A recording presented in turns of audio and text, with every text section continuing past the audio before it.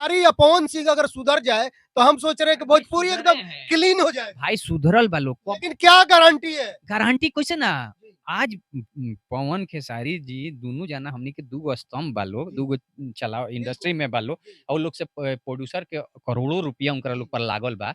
उ लोग कभी देखी मुंह से कोनो शब्द निकल भी जाला तो ई ना कि बार बार आके वो बात के ना करेला लोग। मान लीजिए खेसारी जी वो बात बोल रहे पवन सिंह एक पहले स्टेज शो भइल, सब मुंह बाके ताकत रहलन कि कुछ बोली हमनी के बवाल कइल जाई, कुछ नहीं बोला बंदा। तो ये एक सभ्यता के प्रतीक देले, सीनियरिटी के प्रतीक देले।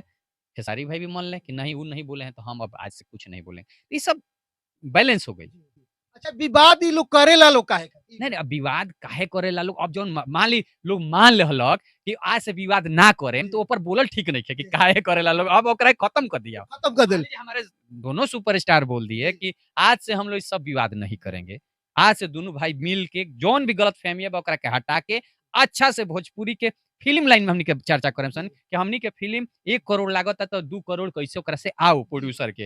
हमनी के गाना 100 मिलियन जाता तो 500 मिलियन कैसे होखो, प्रोड्यूसर के कितना फ़ायदा, क्योंकि एगो प्रोड्यूसर के फ़ायदा होई तो 200 घर परिवार चली। तो हमनी के भोजपुरी के एक करके एक संगे सबके आगे लेके चले के बा, ई कोशिश करे के बा। अब विवाद खत्म हो गइल बा, ऊपर चर्चा करल जाई तो उ धीरे-धीरे हम विवाद में आके हम कोनो चीज़ ऐसा ना करेनी कि हमार भोजपुरी खराब हो, काहे तो ओही से हमारा घर में हमार बच्चा अगर एगो रोटी खाला तो यही भोजपुरी से खाला।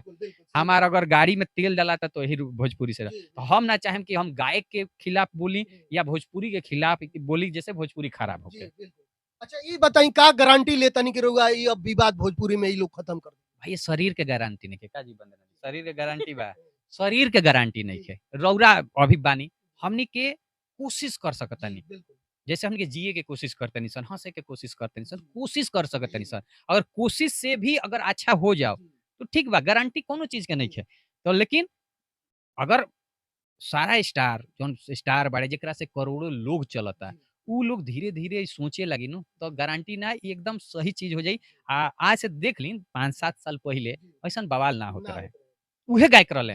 आज से भी 2004 से सुपरस्टार बाड़े हमनी के पवन सिंह, 2008 से बाड़े खेसारी लाल। लेकिन 8 से लेके 17-18 तक कोनो बवाल होत रहे। ई 2000 से ई बवाल होके ई 2-3 साल में बवाल होके के शुरू भइल। एक एकरा पीछे बहुत सारा राजनीति बा, बाहर के भी बहुत लोग बावे जौन चाहत कि भोजपुरी आगे ना बढ़ो। काहे तो आज देखी कि भोजपुरी इंडस्ट्री हमनी के जौन बावे, उ बहुत बड़ा ग्रोथ में बा। आज हिंदी के उतना ट्रेंडिंग में गाना ना होती जितना भोजपुरी के होला। बिल्कुल ट्रेंड करत रहेला गाना हमेशा पवन खेसारी दोनों जना के। पौने खेसारी ना नया-नया भी नया गाए। लोग के हाँ, बिल्कुल। सब जौन लइका नया गावता सब ट्रेंड करता रहसन ना, अच्छा बा।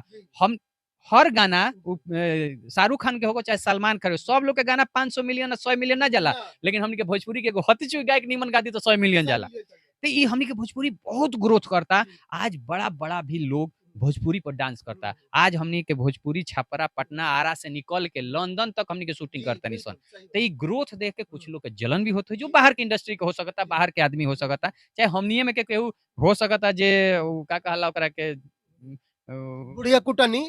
हाँ, घर के भेदी लंका ढाए वाला होके उ लोग भी के ही काम हो सकता। लेकिन उस सब पर ध्यान नहीं के देके हमनी के अपना इंडस्ट्री के आगे ले चले के बा। दोनों जना शांत हो जा भाई, तो वो बेरा से दोनों आदमी शांत हो गइल।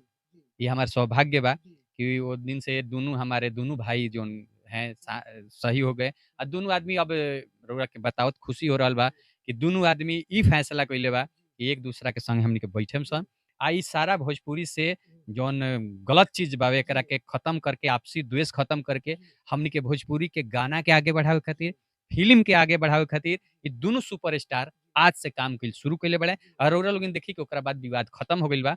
जे उनकरा पीछे रहता, वो लोग से हाथ जोड़ के निवेदन बा कि अब रउरा लोगिन वो हमनी के कलाकार के, वो सुपरस्टार के, क्योंकि वो लोग भोजपुरी के धरोहर ह। पवन सिंह होखे चाहे खेसारी लाल होखे, ये दोनों आदमी हमनी के भोजपुरी के आज के डेट के धरोहर ह लोग। पुराना में भरत शर्मा जी, मदन राय जी, शारदा सिन्हा जी, ये लोग धरोहर बा। लेकिन ये लोग अभी धरोहर बा हमनी के, ये लोग से इंडस्ट्री अभी चलता।